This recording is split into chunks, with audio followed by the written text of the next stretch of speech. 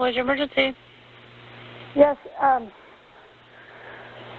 think my daughter just killed herself. Why do you say that? She's really rebellious, and she's been outside refusing to come in, and she's been throwing herself all around, and then she collapsed. Nés en Éthiopie, Emmanuel et Anna sont orphelins. Placés alors dans un orphelinat, la vie n'y est pas facile. Ils n'ont qu'un seul espoir, celui d'être adoptés, et ce vœu se réalisera en 2008. Suite à des vidéos, Emmanuel est d'abord repéré par le couple américain. Derrière lui, sa sœur en pleurs. Pris de pitié, les Williams prendront donc la décision d'adopter ces deux jeunes enfants afin de ne pas les séparer. Mais malheureusement, cette vie rêvée par les deux jeunes enfants se transformera en véritable cauchemar. 2008. Anna et Emmanuel s'envolent tous les deux dans l'état de Washington, plus exactement à Sedro-Woolley, qui compte environ 10 000 habitants. À leur arrivée, ils seront accueillis par Larry et Carrie, un couple très croyant. Et ils ne seront pas seuls, car ce couple a déjà 7 autres enfants qui sont, quant à eux, scolarisés à la maison. Les Williams vivaient dans une maison avec un grand terrain reculé de la route dans une communauté très fermée. C'est dans cette maison que Anna et son frère ne connaîtront ni la joie, ni la chaleur, ni les jeux, ni l'amour. Ils ne connaîtront rien de ce qu'un enfant a besoin pour grandir correctement. La jeune fille de 10 ans est porteuse de parasites, d'hépatite B ainsi que de la teigne. Son jeune frère, âgé de 7 ans, quant à lui, est sourd. Ce n'est malheureusement que 3 ans plus tard que l'on découvre leur destin tragique. Le 12 mai 2011, vers minuit, Carrie appelle les secours et leur dira ces mots. « Je pense que ma fille vient de se suicider. Elle est vraiment rebelle. » Les autorités arrivent alors sur la scène de crime. Ils y découvrent une jeune fille extrêmement maigre, le visage dans la boue. Elle ne pesait que 35 kilos. Sa tête avait été récemment rasée. Son corps était caché d'un drap blanc. Anna était recouverte d'ecchymoses, d'éraflures et de d'autres marques diverses. Elle a été déclarée morte à l'hôpital de cause d'hypothermie aggravée par la malnutrition. Cependant, Larry et Carrie ne seront pas arrêtés tout de suite. Il faudra attendre fin septembre, soit 4 mois après la découverte du corps d'Anna, pour que les parents adoptifs soient jugés. Le lendemain de la découverte du corps d'Anna, une enquête commence et un suivi de la famille sera fait. Les services de protection de l'enfance viendront vérifier l'état de santé des autres enfants. Cependant, Larry Williams refusera de les laisser entrer. Un adjoint notera également que la famille agissait comme si la mort d'Anna était un événement dit quotidien. Ce n'est que 12 jours plus tard que les détectives mènent des entretiens avec les enfants de la famille qui répéteront tous qu'Anna était comme possédée par les démons et que des gens comme elle ont reçu des fessées pour avoir menti et sont allés dans les feux de l'enfer. Suite à ça, Larry mettra brusquement fin à l'interview. Bizarrement, après ça, Carrie et Larry deviendront très peu coopératifs. Ce sera lors d'une fouille du domicile que les enquêteurs tomberont sur un livre écrit par Michael Pearl, prédictateur fondamentaliste qui encourage les parents à discipliner leurs enfants avec des méthodes corporelles extrêmes, notamment en utilisant un outil de plomberie pour les frapper ou donner des bains d'eau froide pour apprendre à être propres, de les mettre dehors par temps froid et de leur faire manquer des repas. Ça vous rappelle quelque chose ? Mais les parents adoptifs ne seront pas arrêtés tout de suite. Il faudra attendre encore 2 mois plus tard, une fois que la protection de l'enfance reçoit un appel anonyme affirmant que Carrie déteste ses enfants adoptifs et qu'Emmanuel commence à être traité comme sa sœur. Les 8 autres enfants seront donc pris en charge par l'État et c'est seulement là que le procès débutera alors enfin. Juillet 2011. Le procès nous livrera des détails atroces qui nous montrera à quel point les Williams étaient des monstres.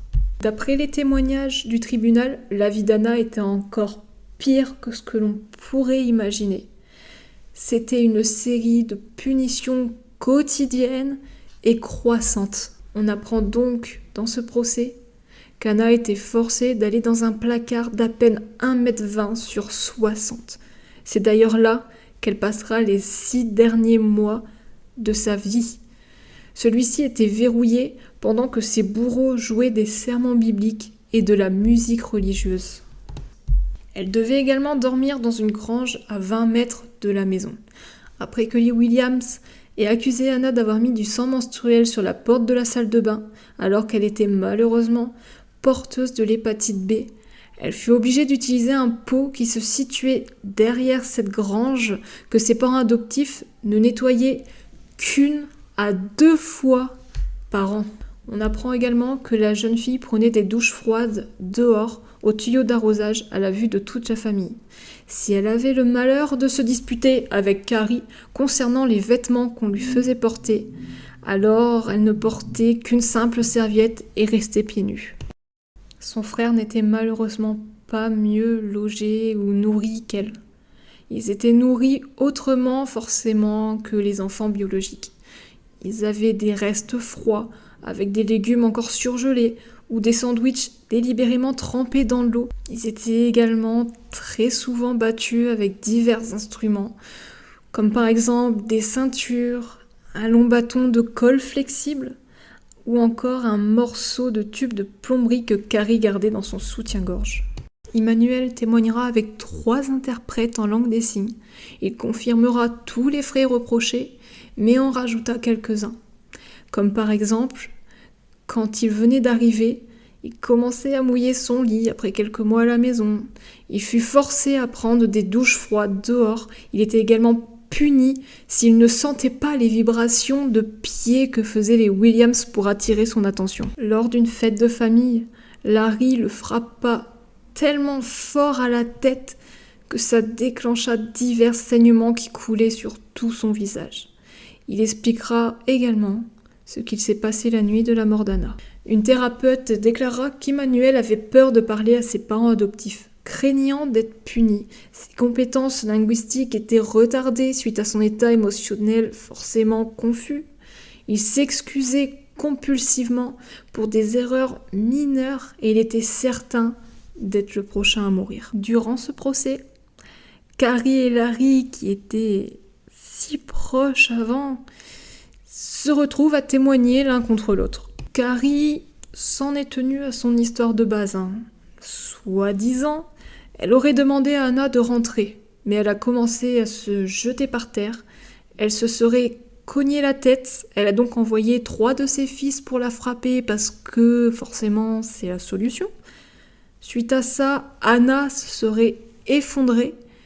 Donc Carrie lui aurait mis un drap sur son corps nu, tout en déclarant « La modestie est importante dans notre famille ».